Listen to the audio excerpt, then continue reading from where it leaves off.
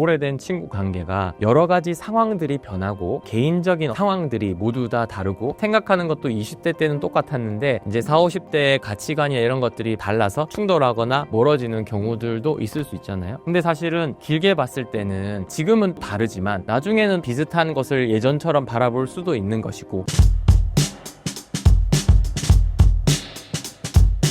네, 안녕하세요. 저는 정신건강의학과 전문의 윤동욱이라고 합니다. 저는 병원도 운영하면서 YD 퍼포먼스라는 이제 인지행동치료센터를 운영하고 있고요. 실제적으로 많은 분들이 인지행동치료를 쉽고 편하고 효과적으로 경험하기 위해서 연구, 개발, 그리고 치료를 하고 있습니다. 오늘 신사임당 촬영에 출연하게 돼서 너무나 영광이고요. 그리고 오늘 인지행동치료의 핵심인 감정에 대해서 좀 얘기를 해볼까 합니다. 감정을 조절하면 일상생활에 어떤 변화가 생기나요? 일단 사람들이 이제 감정을 조절한다고 하면 부정적인 감정을 느끼지 않는 것 또는 이 감정에 대해서 훨씬 더 편안해진다 이렇게만 생각을 하시는데 실제적으로는 외부 자극에 좀 덜 흔들림으로써 자기가 어떤 능력을 발휘하거나 자신의 있는 그대로의 모습을 발휘하는 데 도움이 된다 이렇게 생각하시면 좋을 것 같거든요. 예를 들면은 불안해서 또는 긴장해서 내가 가지고 있는 정보들을 제대로 전달을 못하거나 아니면 내가 우울하거나 무기력해서 내가 평소에 어떤 발휘할 수 있는 능력이나 공부나 아니면 여러 가지 사람과의 관계들을 잘 이어나가지 못하게 되는 것들을 막을 수가 있게 되는 것이죠. 감정을 잘 조절하게 되면 이 집중력이나 인간관계나 판단력, 기억력 이런 여러 가지 영역에서 도움을 주게 되는데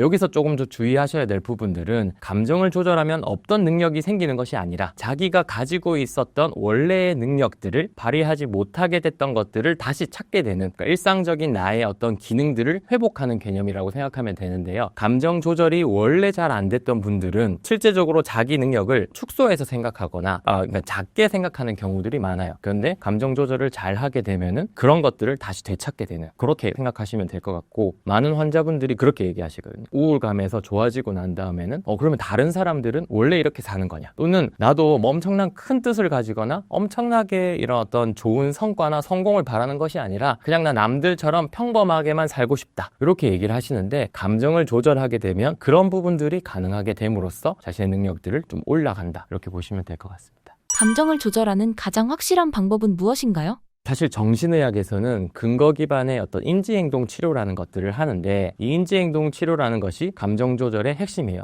인지행동 치료라는 것은 되게 어렵게 보이지만 결국 감정을 결정하는 것은 우리의 생각이다라는 어떤 단순한 인지 모델에서 시작되는 거거든요. 예를 들면 제가 이 카메라 앞에서 촬영을 하는데 불안하고 긴장된다. 그러면은 그냥 이 카메라나 이 상황 자체가 저를 불안하게 만드는 것이 아니라 이 상황에서 내가 뭐라고 생각하느냐. 내가 가지고 있던 것들을 잘 얘기하지 못하면 어쩌지? 또는 실수하면 어쩌지? 또는 뭔가 안 좋은 반응이 나타나면 어쩌지? 라는 제 생각, 내 머릿속을 스쳐 지나가는 이 생각 때문에 불안과 긴장 반응들이 생기게 되는 것이죠. 그렇기 때문에 감정을 조절하는 핵심은 자기가 부정적인 감정들을 발생시키는 생각을 찾고 이 생각이 왜곡되어 있다면 왜곡되어 있는 것들을 교정하는 과정들이 감정을 조절하는 가장 핵심적인 방법입니다. 불안이 올라올 때 생각, 감정, 행동은 어떻게 다뤄야 하나요? 지금 잠깐 예를 든 것처럼 제가 이 촬영장에서 불안을 느낀다라고 하면 이 불안한 상황, 중요한 촬영이다 아니면 중요한 면접이다, 중요한 발표라는 똑같은 상황에서 내가 어떻게 생각하느냐에 따라서 부정적인 감정들, 불안이 올라온다고 말씀드렸잖아요. 그러면은 내 생각들,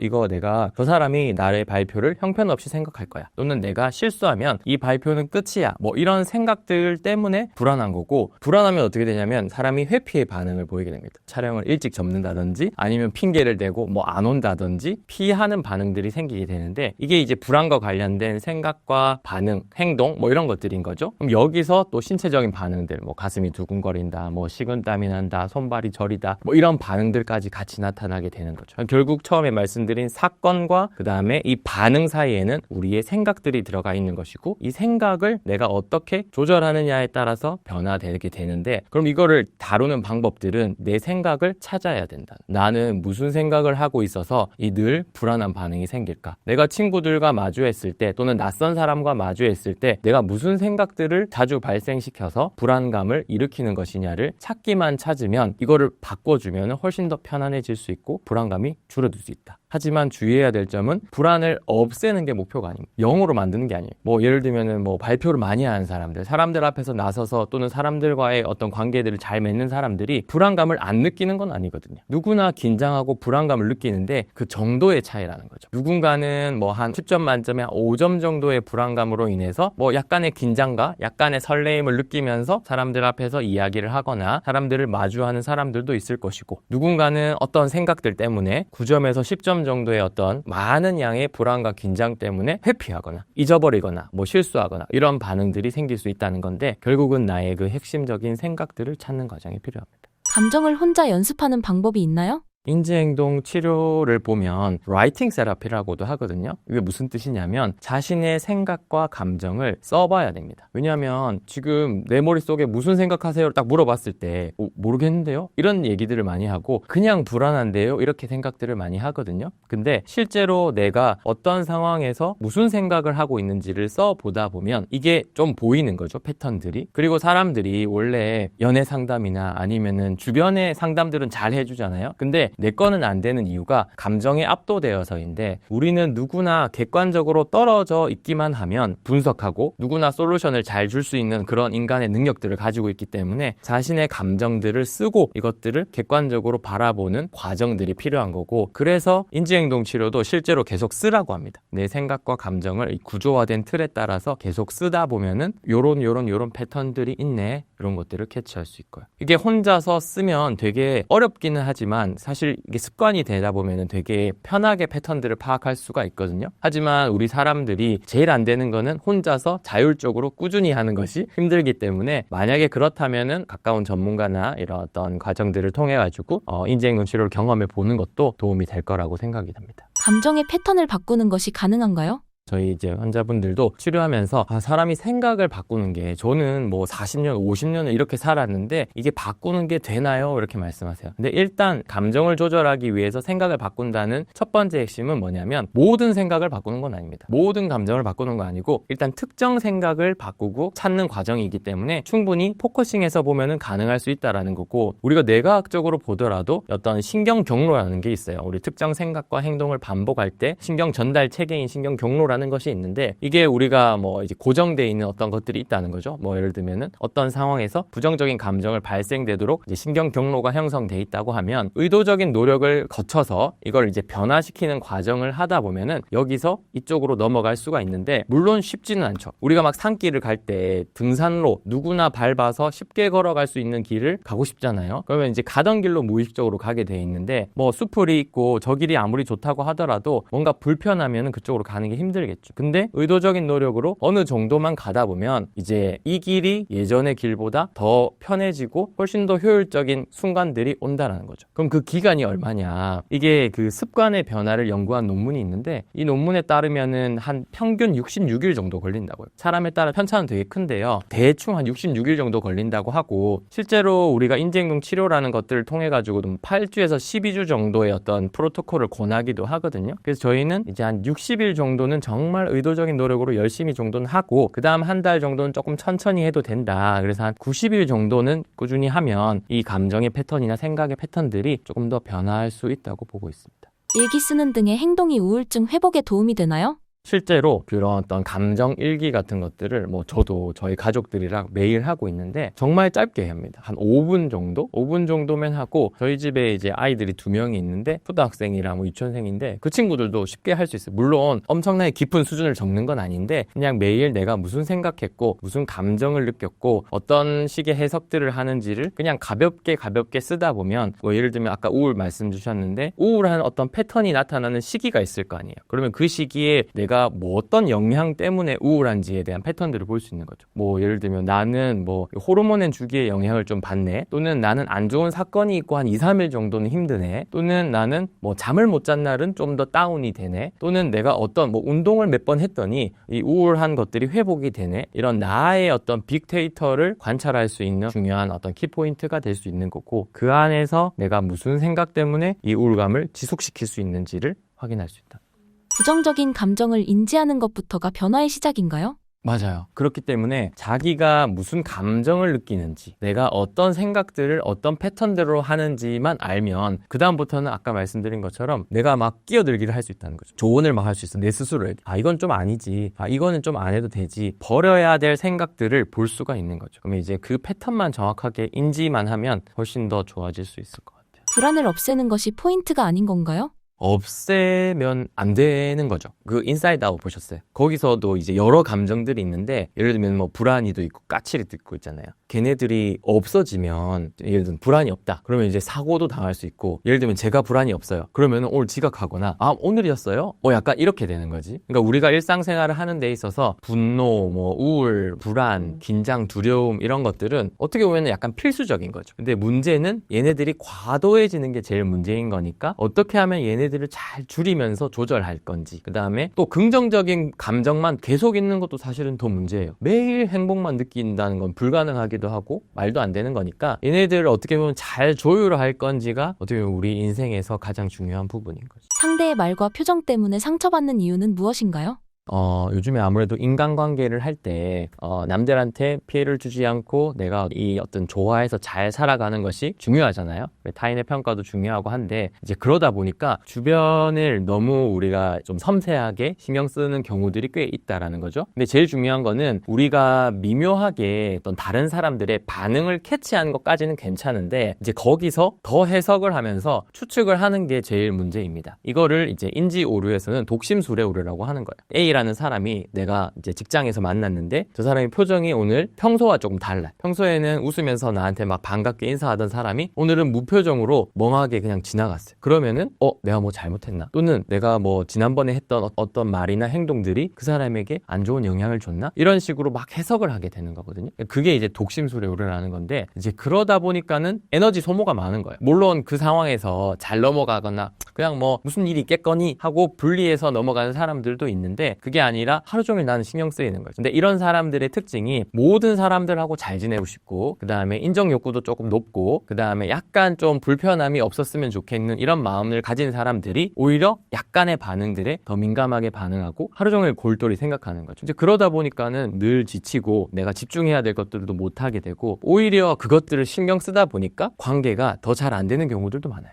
아, 내가 이렇게 하면 저 사람이 이런 반응을 보이겠지? 내가 이렇게 했기 때문에 저 사람이 싫어하겠지? 라고 생각해서 그냥 나는 뭐 그냥 아무것도 안 하고 그냥 가만히 있는 게 제일 관계가 손해는 안 보겠다. 뭐 이런 생각들을 하면서 점점 인간관계가 좀 위축되는 경향들도 있는 것 같습니다. 완벽주의 성향이 강한 분들이 대인관계가 힘든 이유는 무엇인가요?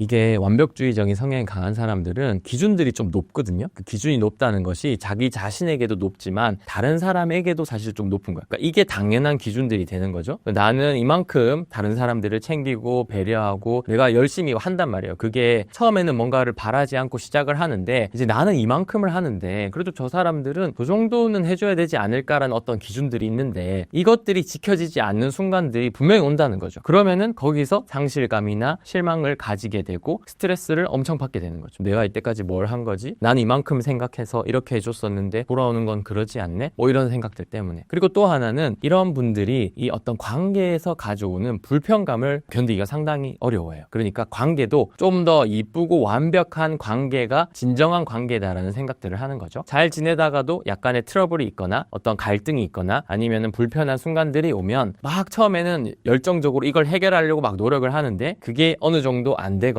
현실적인 벽에 부딪히게 되면 단절을 선택합니다. 이제 도 아니면 뭐 이런 거죠. 정말 좋은 내 편, 정말 진정한 친구 아니면은 그냥 아예 내가 차단하는 게 더 좋겠다. 완벽주의적인 성향이 강한 사람들은 통제하지 못하는 상황들을 견디기 어려워합니다. 그렇기 때문에 인간관계도 어느 정도 예측이 되거나 그 다음에 내가 이렇게 했을 때 이런 반응이 오는 것들을 예측할 수 있는 것들을 상당히 좋아하게 되는데 이런 어떤 갈등이나 불편감이나 또는 내가 인풋을 이만큼 했는데 아웃풋이 생각보다 조금 적게 되면은 이 부분을 견디기 어려워하고 그러다 보면 이제 단절을 하게 되는 거예요. 그러면은 이 단절을 하게 되면은 점점 관계가 위축되면서 거기서 이제 어떤 심리적인 문제들이 발생되는 경우들이 꽤 많아요. 대인관계가 힘든 분들이 관계를 오래 유지하는 요령이 있나요? 1번은 이 어떤 불편함이나 갈등이 있을 수 있는 것을 인정을 해야 돼. 예를 들면 우리가 뭐 마우스가 있어요. 핸드폰이 있어요. 그러면은 이게 갈등이나 어떤 불편함은 생활 기스 같은 거거든요. 그러니까 없앨 수 없고 누구나 경험할 수 있는 어떤 그런 부분들인데 우리가 이 생활 기스나 어떤 약간의 불편감이 없었으면 좋겠다라는 마음은 어떻게 하면 제일 좋겠어요? 이걸 안 발생시키려고 하면 안 쓰는 방법밖에 없습니다. 내가 마우스를 쓰지 않는 방법이 생활 기스 없이 이걸 깔끔하게 잘 유지할 수 있는 방법인데 인간관계에서는 그런 것들이 성립하지 않는다는 거죠. 우리가 부딪히고 갈등을 생기고 거기서 또 회복을 하면서 더 단단해지기도 하고 또 서로 맞춰가는 과정들을 거치고 이런 것들이 있어야 되는 거예요. 근데 이게 완벽주의가 있거나 어떤 대인관계에서 딱 경직된 사고를 가지신 분들 중에 뭐 예를 들면 뭐 커플이다 아니면 뭐 어떤 부부다 아니면 어떤 뭐 직장에서 협업을 해야 된다 그러면 초반에 이렇게 막 노력하다가 안 되면은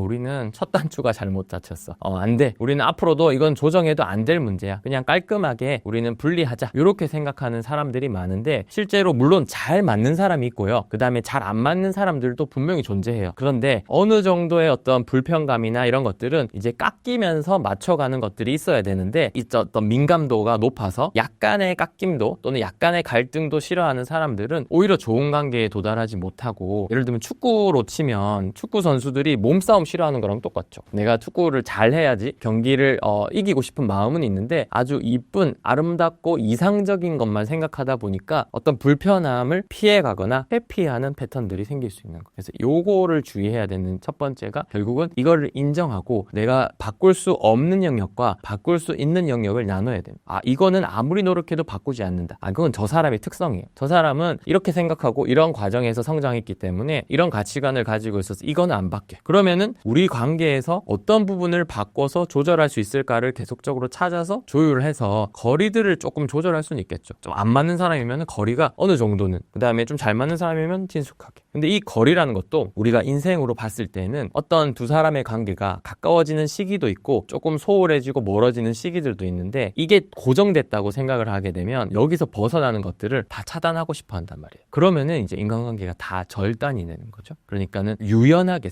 고정된 것이 아니고 좀 더 유연하게 돼야 된다. 요거를 조금 더 생각하시면 도움이 될 수 있을 것 같아요. 노년에 오래된 친구와 멀어지는 것을 방지하는 방법은 무엇인가요? 아까 말씀드린 것처럼 오래된 친구 관계가 여러 가지 상황들이 변하고 개인적인 어떤 상황들이 모두 다 다르고 그 다음에 생각하는 것도 20대 때는 똑같았는데 이제 40, 50대에 가면서 가치관이나 이런 것들이 달라서 충돌하거나 멀어지는 경우들도 있을 수 있잖아요. 근데 사실은 길게 봤을 때는 그 사람들과 지금은 또 다르지만 나중에는 또 같이 비슷한 것을 예전처럼 바라볼 수도 있는 것이고 그리고 관계에서 말을 잘 못해서 대화가 조금 소통이 조금 부족해서 갈등이 있는 경우들도 있겠지만 지금은 상황 때문에 내가 뭐 지역이 떨어져 있다 또는 여러 가지 자녀들 또는 직장들의 문제들로 자주 만나지 못해서 소원해진다. 사실은 이런 문제들은 그게 이제 지나가면 해결될 수 있는 부분들도 분명히 있을 거라고 생각을 하거든요. 그러면 이제 그런 부분들은 조금 이제 시간을 두고 기다린다든지 아니면 내가 노력할 수 있는 부분에 대해서만 좀 노력하면 되는데 이것도 어떤 관계가 계속 고정되어야 된다고 생각을 하게 되면 늘 초조하고 뭔가 내가 상실감을 가진 것 같고 그 친구와의 관계가 절단됐기 때문에 앞으로 다른 친구들도 그렇게 될 수 있다라고 바라보게 되면 사실 뭐 우울하게 보이고 인생이 허무하게 느껴지는 경우들도 상당히 많거든요. 그러니까는 모든 관계, 친구 마찬가지고 부모 자식도 마찬가지죠. 자녀들도 성장함에 따라서 부모와의 관계들이 거리들이 좀 달라지고 그 다음에 관계들도 조금씩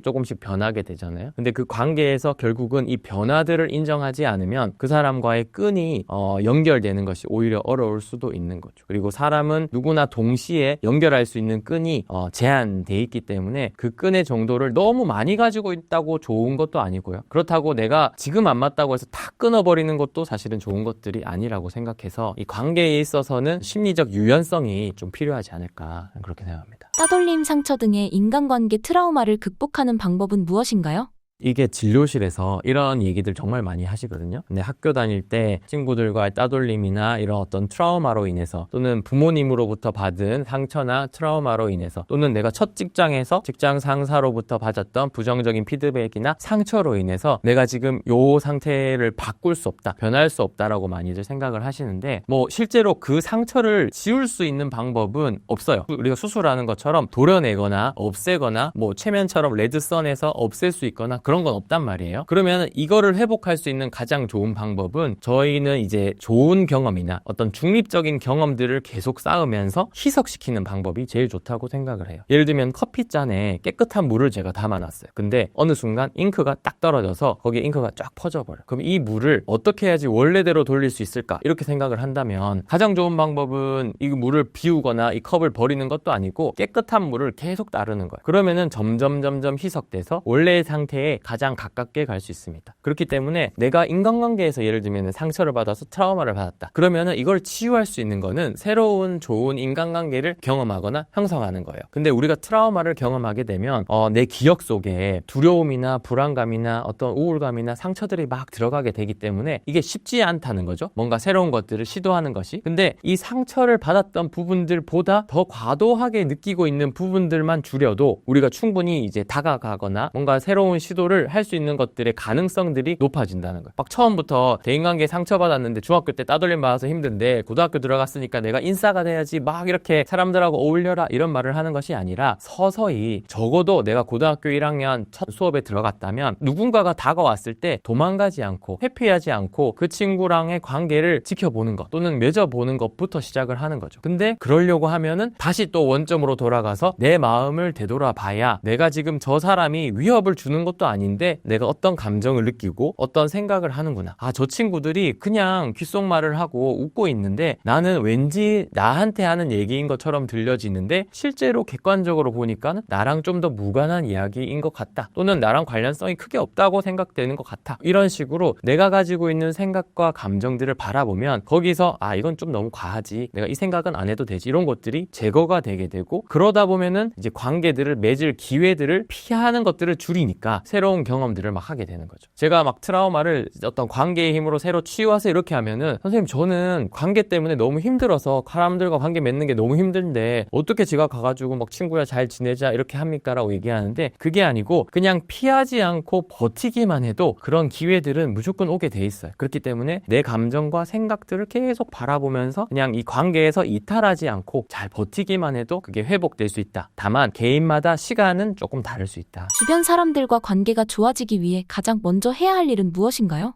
주변 사람들과 관계를 회복하려고 저한테는 제일 많이 물어보시는 분들은 부모님입니다. 내가 부모님들이 우리 아이랑 관계가 약간 안 좋아. 그래서 애가 맨날 집에 오면은 대화를 거부하고 방에만 들어가고 또 나는 잘해주려고 하는데 이걸 잔소리로만 듣고 뭐 직장 상사도 마찬가지죠. 나는 밑에 직원들과 잘 지내려고 조언도 해주고 뭔가를 도와주려고 하는데 이제 직원들이 도망가고 싫어한다. 이렇게 이제 고민을 털어놓으시는 분들이 많은데 좋아지기 위해서 가장 딱 한 가지만을 뽑으려면 첫 번째는 그 사람이 싫어하는 것을 안 하는 거가 가장 쉬운 방법입니다. 나는 잘하려고 하는 행동들이 그 사람과의 관계를 망치거나 그 사람이 도망가는 만약에 원인이 된다면 일단 그거부터 제거하는 거예요. 우리 아이가 걱정이 돼서 하는 말들을 그 친구가 오해를 해서 잔소리로 많이 여긴다. 우리 엄마 아빠는 너무 걱정이 많고 혼만 내. 만약에 이렇게 생각을 특정 영역에서 만약에 그렇게 한다면 그거를 줄여보는 거죠. 그거를 줄여보면 이 친구가 마음의 문을 조금 더 열 수 있고 그럼 거기서 이제 소통을 해볼 수도 있는 거거든요. 근데 이런 상태에서 계속 뭔가를 더 좋은 거가 뭐 있지? 대화의 기술자들을 불러오면 좀 더 낫지 않을까? 아니면은 뭐 매일 티타임을 가지는 게 좋지 않을까? 이거는 사실은 지금 현재에서는 크게 도움이 되지 않는다는 거고 뭐 마치 내가 김치찌개를 끓이고 싶은데 지금 요리 재료는 너무 많은 거예요. 전복도 있고 김치도 있고 된장도 있고 막 그런데 막 너무 많이 넣어서 문제이기 때문에 이 중에 본연의 맛을 찾을 수 있는 것들을 뭘 빼야 될지를 생각해서 그것만 좀 빼보면 공간이 생기게 되는 거예요. 그러니까 그거를 조금 더 생각하시면 훨씬 더 관계하는데 좀 더 좋지 않을까. 발표 불안은 무엇이고 왜 생기는 건가요?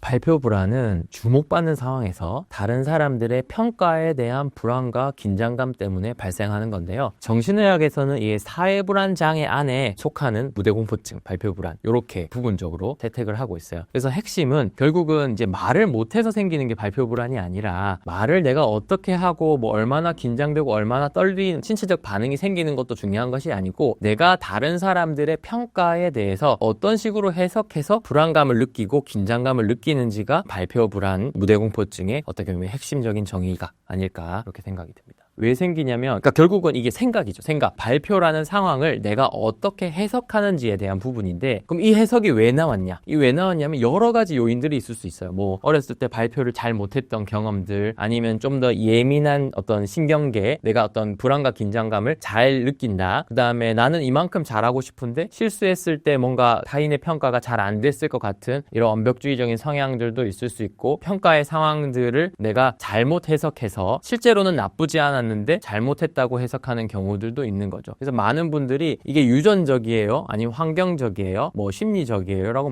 많이들 물어보는데, 여러 가지가 사실은 복합적으로 작용을 하는 거예요. 근데 복합적으로 작용해서 결국은 타인의 평가에 대한 두려움을 가지는 내 생각을 형성하는데, 얘네들 때문에 결국은 불안한 거죠. 유전도 일부는 맞는 얘기죠. 예민한 자율신경계가 전달이 되었고, 그 다음에 실수하면 안 돼 라는 어떤 환경적인 요인들도 물론 작용을 할 수 있는 것이고, 그 다음에 심리적으로 내가 뭔가 더 잘하고 싶고 뭐 내 능력을 인정받고 싶은데 이거 한 방에 뭔가를 해야 된다라고 압박감을 느끼거나 하면은 이 어떤 불안감과 두려움이 생길 수 있는 것 같아요. 나이 들수록 말하는 게 더 어려워지는 이유가 무엇인가요? 나이가 들수록 사회적으로 기대치가 올라가고 소셜 포지션도 이렇게 올라가잖아요. 그렇기 때문에 이제 주변에서 기대하는 바가 높다도 맞는 얘기고, 높다라고 본인이 인식을 하는 거야. 나는 내가 가진 업무적 역량을 많이 발휘하고 있는 사람인데, 이제 발표의 전문가는 아니에요. 근데 그 사람이 지위가 올라가고 승진을 하게 되면 아무래도 발표, 회의를 주관하거나 뭔가 자신의 성과를 발표해야 되는 상황들이 오겠죠. 왔을 때 자기가 더 잘해야 된다. 그러니까 내가 가지고 있는 능력치만큼 발표해서 보여줘야 된다라는 생각 때문에 불안한 거예요. 내가 평상시에 업무적으로 잔소리를 했던 직원들이 내가 발표 때 긴장하거나 떠는 모습을 보면 그 사람들이 뭐라고 생각할까? 또는 내가 가지고 있는 역량들이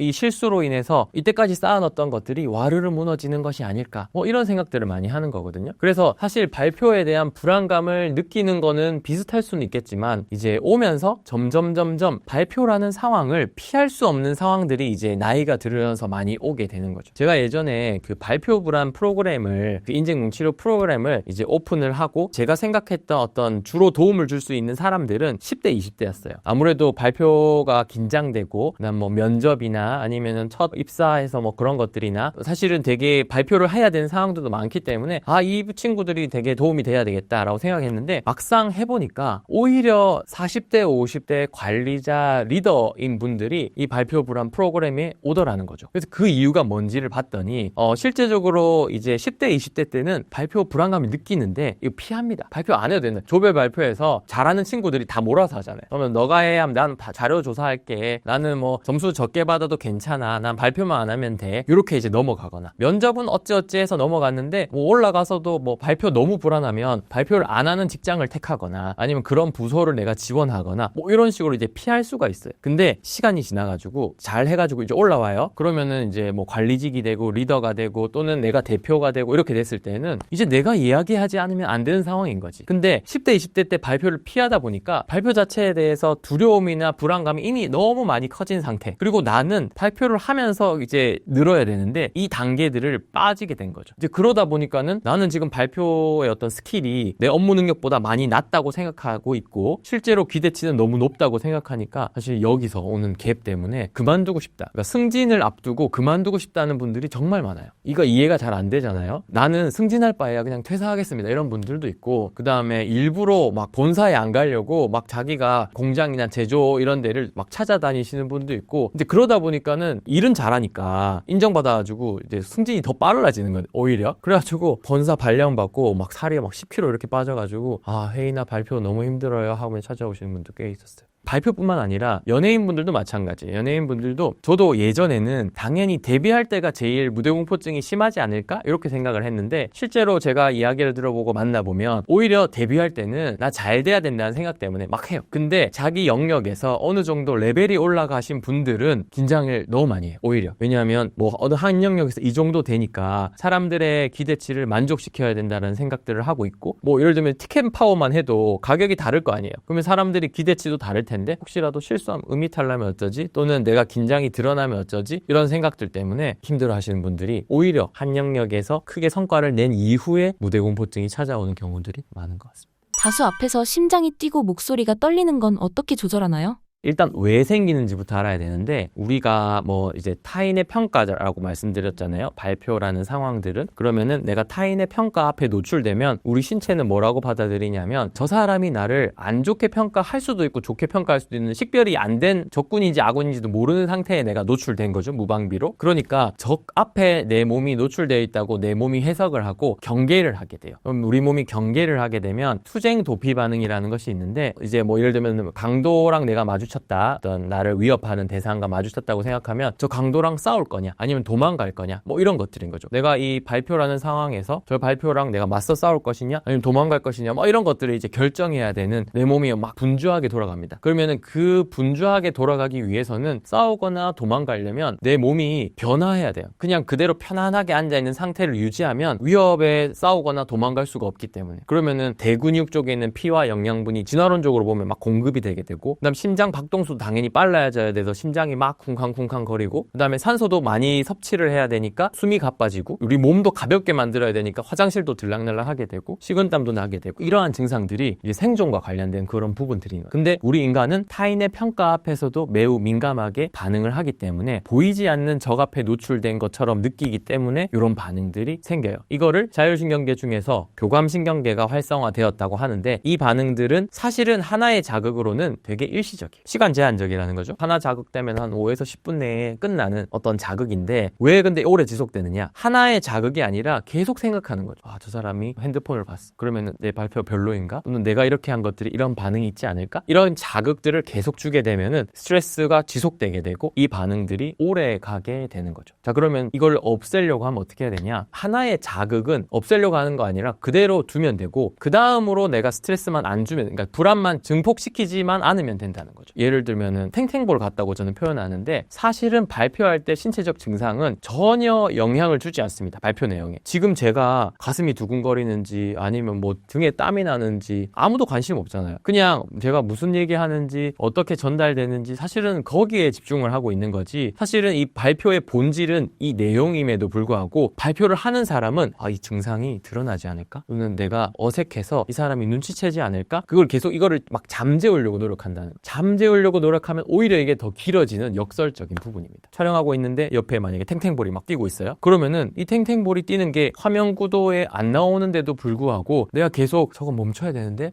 생각하면은 여기에 집중하지 못하고 오히려 건드리게 되는 거죠. 근데 이거를 멈출 수 있는 방법은, 얘는 그냥 내버려 두고, 이거 원래 카메라 앞에 서면 발표를 하게 되면 일시적으로 있을 수 있는 반응이야 라고 생각하고 그냥 내버려 두고 내가 하는 본질에 집중하다 보면 어느 순간 딱 보면 끝나 있어요. 뛰는 게. 그래서 그런 식으로 인식을 해야 됩니다. 발표 불안이 있는 사람들의 공통된 사고 패턴은 무엇인가요? 발표 불안을 자주 느끼는 사람들의 얘기들을 많이 들어보면 몇 가지 인지 요르들이 공통된 것들이 있어요. 첫 번째는 이제 흑백 논리의 오류라는 건데, 이거를 발표를 성공과 실패 딱 두 가지만 놓고 보는 경우들이 많습니다. 그래서 너 오늘 발표 잘했어? 성공했어? 또는 망쳤어? 실패했어? 이 두 가지만 보는 거죠. 근데 원래는 사실은 일직선상에 있는 거거든요. 우리가 예전보다는 조금 더 나아진 발표, 아니면 조금은 아쉽지만 뭐 조금 더 개선된 상태, 뭐 이런 식으로 생각을 해야 되는데, 우리는 어떤 기준들을 딱 정하고 성공과 실패로 딱 생각을 하게 되면 너무나 떨리는 거죠. 나는 오늘 발표에서 성공을 해야 돼. 이게 구체적이지 않고 추상적이에요. 근데 발표 불안이 있는 사람들은 성공과 실패의 기준을 좀 다르게 잡아요. 뭐로 잡느냐? 너 떨었어? 안 떨었어? 이렇게 잡아. 긴장하면은 망한 발표, 긴장하지 않으면 성공한 발표, 이렇게 잡기 때문에 늘 실패하는 거예요. 주변에서 야, 너 오늘 발표 좋았어, 너무나 잘했어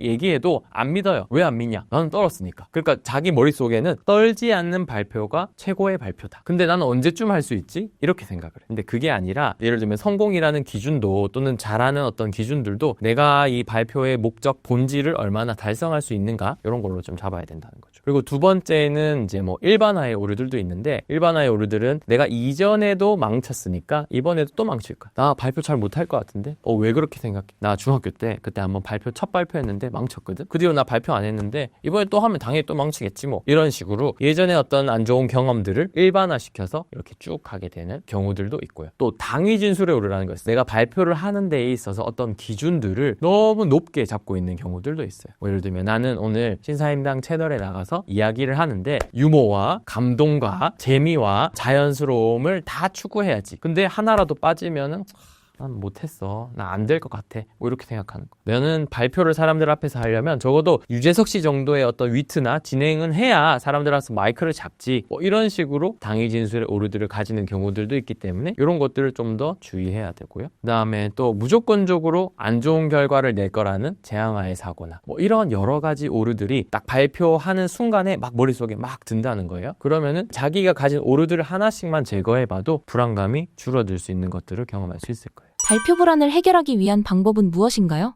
해결하기 위한 방법은 역시나 이 인지 오류들, 제가 방금 말씀드린 여러 가지 인지 오류들을 찾아보고 제거해서 연습을 많이 해야 돼요. 그래서 훈련을 해야 되는 거죠. 아마 하다 보면 나는 늘 일반화의 오류를 가지고 있구나. 나는 늘 감정적인 추론을 가지고 있구나라는 자기만의 어떤 패턴들이 보인다는 거죠. 사람마다 누구나 다 달라요. 누구는 어떻게 생각하고 누구는 실수하면 형편없는 사람으로 볼 것이라고 생각하고 그러면 이 패턴들을 찾고 바꾸는 과정들이 필요하고 그리고 이 과정들을 꾸준히 연습할 때 또 하나 중요한 건 뭐냐면 비디오 피드백이라는 게 있어요. 비디오 피드백이 뭐냐면 내가 실제로 어떻게 발표해서 보일지를 발표자들은 상상을 막 하거든요. 그러면 아까 말씀드린 것처럼 발표가 불안한 사람들은 떨리는 신체적 증상을 없애고 싶은 마음이 제일 크기 때문에 이것만 초점을 둘어요. 그러면은 내가 만약에 얼굴이 붉어진 것 같다. 뭐 가슴이 두근거리는 것 같다. 아니면 손발에 땀이 나는 것 같다. 아니면 내가 손발을 가만히 있지 못하는 것 같다. 이런 어떤 자기가 생각하는 떨리는 증상들을 발표가 끝난 다음에 그냥 체크를 해보는 거예요. 이 툴이 있긴 있는데 점수를 매겨요. 자기가. 그러면은 그 영상을 찍어서 내가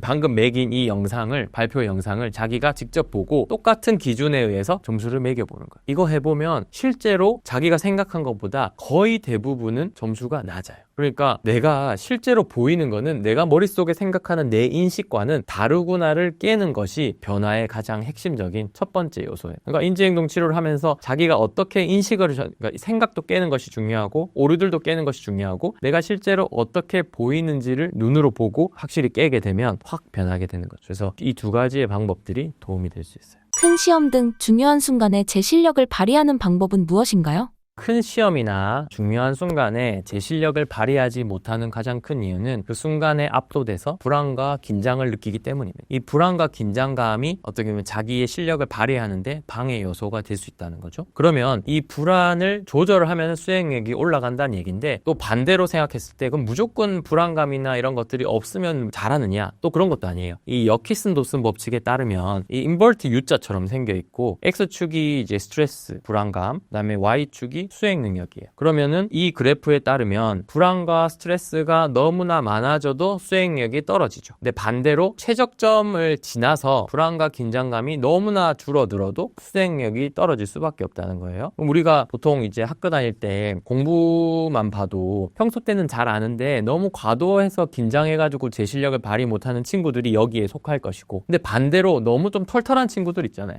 뭐 나중에 하면 되지 뭐 불안과 긴장감을 너무 느끼지 않는 친구들은 성적이 좋으냐? 사실은 또 그렇지는 않거든요. 물론 그 중에서는 또 잘하는 친구들도 있겠지만 대부분은 자기가 가지고 있는 수행력에서 떨어진다는 거예요. 그러면은 결국은 이 최적점으로 맞추는 과정이 불안과 긴장을 안 느끼는 것도 아니고 적절히 느끼면서 자기의 수행력을 발휘하는 것이 제일 필요로 합니다. 스트레스를 없애지 말라고 말씀하신 이유는 무엇인가요? 그러니까 우리한테는 최적점의 스트레스가 필요하다는 거죠. 근데 이 스트레스가 만약에 없으면 어떻게 되느냐? 이 성장을 만약에 하고 싶다면 스트레스와 휴식이 적절하게 밸런스를 잡아야 된다라는 거죠. 우리가 만약에 헬스장에 가서 운동을 했어. 운동을 하면은 자극을 몸에 주는 거는 우리 몸에게는 스트레스예요. 근데 이 스트레스를 너무 안 주면 발전이 없잖아요. 목적을 달성할 수 없어. 근데 쉬지 않고 계속 자극만 주면은 오히려 근육이 파열된다든지 뭔가 문제가 생기게 되는 거죠. 스트레스라는 파도를 잘 타야 되는데 서핑만 해도 파도를 타야지 멀리 갈 수 있잖아요. 큰 파도에 물론 넘어지기도 하지. 그런데 큰 파도가 너무 넘어져서 나는 파도 없는 데서 타고 싶어 하면은 넘어지진 않겠지만 속력을 내거나 멀리 갈 수는 없는 것이죠. 그러니까 우리가 일상생활에서 뭔가 더 잘하고 싶거나 성장하고 싶거나 성공하고 싶다면 스트레스를 피하거나 없애는 삶을 추구하는 것이 아니라 내가 감내할 수 있는 스트레스를 만들고 조절하면서 점점 그 목표치에 도달해야만 훨씬 더 성공이나 성장에 가까워질 수 있다는 거죠. 사람마다 다른 스트레스를 어떻게 찾을 수 있나요? 그것도 역시나 결국은 감정을 조절하고 불안과 스트레스를 조절한다는 의미에서 스트레스를 내가 어떤 식으로 받아들일 것인가를 나눠야 되는데, 스트레스에는 좋은 스트레스와 나쁜 스트레스가 있어요. 좋은 스트레스는 성장과 성공에 도움이 되는 스트레스고, 나쁜 스트레스는 내가 뭔가를 하는 데 있어서 방해가 되는 스트레스. 그럼 이 두 가지를 나누는 기준은 뭐냐? 우리의 해석이라는 거죠. 내가 만약에, 제가 계속 이 촬영을 예로 드는데, 내가 촬영장에 왔어요. 근데 나는 이 촬영을 해서 사람들에게 정보를 주고, 그 다음에 나도 이 정보를 한 번 더 정리를 하고 내가 하는 영역에서 좀 더 나은 사람이 될 수 있겠구나라고 생각하면 이 과정 자체가 좋은 스트레스라는 거죠. 근데 이거 뭐 스트레스가 없을 수는 없는 건데, 스트레스 안 받고 싶어 하면 나 안 할래요 이거예요. 근데 이거는 좋은 스트레스구나라고 내가 해석을 하게 되면은 여기에 대해서 내가 뭘 노력해야 되고, 내가 뭘 개선해야 되고, 어떻게 해야 되고, 뭐 이런 것들을 이제 준비하는 것이 좋은 스트레스. 근데 나쁜 스트레스, 정말 하기 싫은데 억지로 막 하는 거죠. 가기도 싫고 준비하기도 싫고 그냥 시간만 때우다 와야지, 이렇게 생각을 하게 되면 똑같은 상황인데도 이거는 나쁜 스트레스가 됩니다. 그러니까 결국은 우리가 마주한 어떤 상황들을 내가 어떤 식으로 해석하느냐가 성장을 위한 최적점을 찾는 과정일 것이고, 그 다음에 이 어떻게 해석하느냐 중에서 우리 사람은 이 해석 자체가 때로는 이성적이지 않은 해석들이 있기 때문에 그것들을 제거하는 과정들에서 우리가 어떻게 보면 최적점을 찾을 수 있다. 좋은 생각을 하세요 이게 아니에요. 긍정적으로 생각하세요 이게 아니라 합리적으로만 생각하면 됩니다. 왜곡된 것만 빼고 그 다음에 내가 있는 그대로만 받아들이게 되면 그냥 점점 우상향으로 갈 수 있다고 생각을 해요.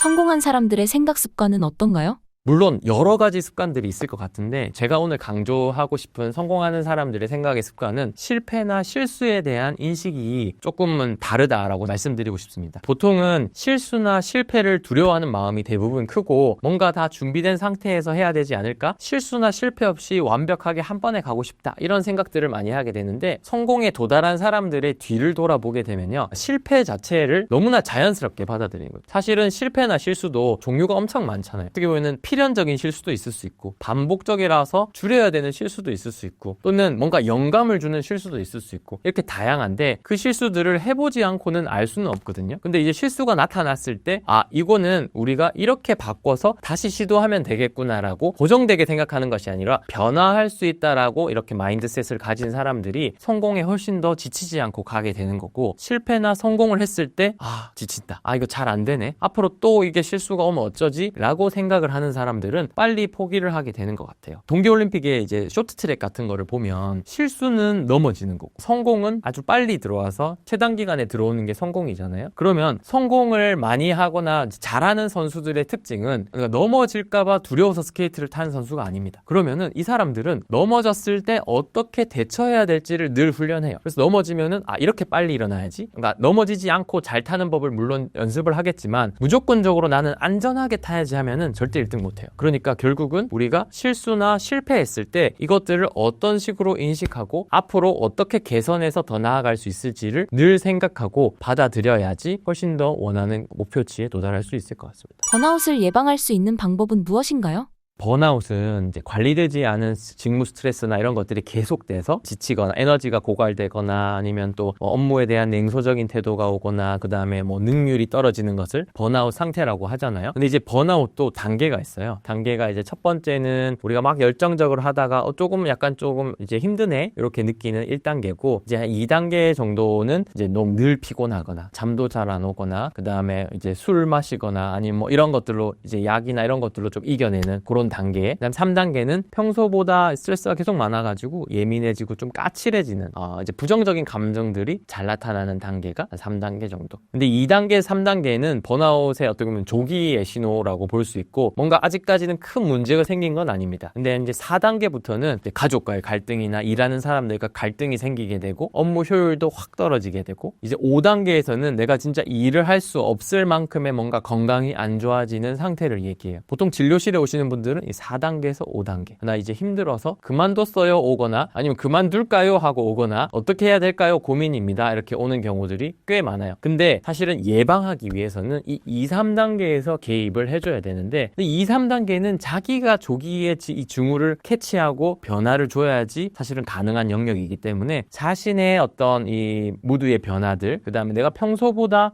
에너지 레벨이 어느 정도 떨어지고 이런 어떤 예민해지거나 어떤 부정적인 감정들을 잘 느끼는 것 것들을 조기에 캐치를 해서 이것들을 조절하는 것이 번아웃을 예방하는 방법인 것이고, 그러려고 하면은 열정적으로 일을 하는 것도 중요하지만 밸런스를 잘 잡는 게 중요하다는 거죠. 번아웃에 빠지지 않고 지속적으로 일을 하는 사람들은 대부분 이 휴식 시간에 대해서 상당한 가치를 가져요. 근데 대부분은 일 다 하고 쉬어야지 이렇게 생각을 하는데, 이 쉬는 것도 중간중간에 넣어놔야 됩니다. 아예 쉬는 것도 사실은 적극적인 계획을 세워야 됩니다. 내가 하루에 적어도 이 시간만큼은 일에 대한 생각이나 공부에 대한 생각을 하지 않고 머릿속을 비우거나, 아니면은 이 시간에는 가족들과 적극적인 어떤 안정감을 취하는 시간이나, 아니면은 내가 운동을 하는 시간이나, 이런 식으로 균형 있는 어떤 스케줄을 잡는 것들도 매우 중요하다는 거예요. 그래서 이런 것들이 이제 밸런스가 잘 잡아지고 자기의 조기 신호를 조기에 캐치해서 감정들을 컨트롤하는 것이 번아웃을 예방하고 행복하게 오랫동안 일을 할 수 있는 방법일 것 같아요. 민감한 사람이 스트레스를 극복하고 성공하는 방법은 무엇인가요?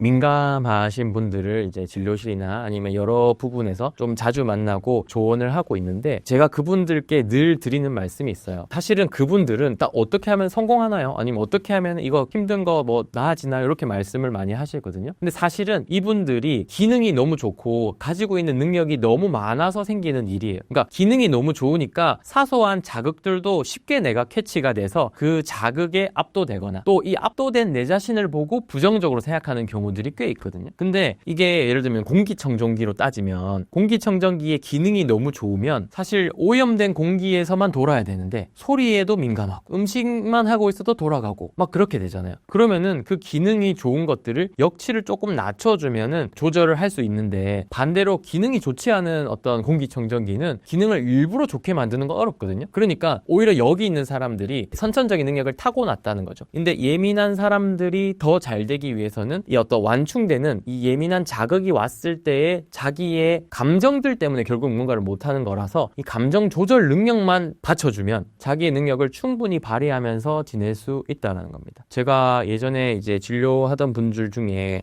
실제로 2, 3년 정도 진료했나? 이분이 이제 타 지역으로 간다고 마지막으로 진료를 봤어요. 그래서 타 지역으로 가서 이제 카페를 차린다고 하셨어요, 이분이. 제가 봤을 때는 좀 섬세하시고 좀 트렌드에 민감하기도 하고, 그 다음에 다른 사람의 이야기도 공감도 잘해주고 해서 왠지 그런 카페를 하면 너무 잘할 것 같아서 요런 부분만 좀 보완하면은 너무 잘 될 것 같아요 라고 얘기했더니, 갑자기 이제 마지막에 우시는 거예요. 그래서 왜 우시냐고 했더니, 자기는 내 예민한 부분들 때문에 항상 부정적으로만 생각하고 이 예민함 때문에 늘 뭔가를 못한다고 생각을 했는데 나는 그렇게 생각해 본 적은 한 번도 없다라고 얘기를 하면서 고맙다고 말씀을 하시는 거예요. 근데 실제로 맞거든요. 실제로 그 예민하고 섬세한 부분들 때문에 우리 세상이 바뀌고 있는 것이고, 우리가 편리하게 만든 어떤 기업이나 어떤 제품들도 그 섬세한 사람들의 시각에서 나오는 거잖아요. 그렇기 때문에 그 사람들이 지치지 않고 조금 더 이제 롱런하고 지속적으로 행복하게 일만 잘 할 수 있으면 그것들을 이제 충분히 발휘하면서 살 수 있는 세상인데, 문제는 그 사람들이 어떤 감정에 쉽게 압도되고 자극이 되고 부정적인 감정들을 느끼고 내가 지쳐서 나는 그냥 이 자극을 차단할래 하고 도망가기 때문에 문제인 거거든요. 그러니까 이런 분들이 감정을 조절할 수 있는 힘만 조금 더 기르게 된다면, 그걸 스스로 어떻게 보면 조절할 수 있다면 훨씬 더 자신의 능력을 잘 발휘할 수 있는 어떤 그런 세상이지 않을까라는 생각을 합니다. 신사임당 구독자분들께 한 말씀 해주신다면요?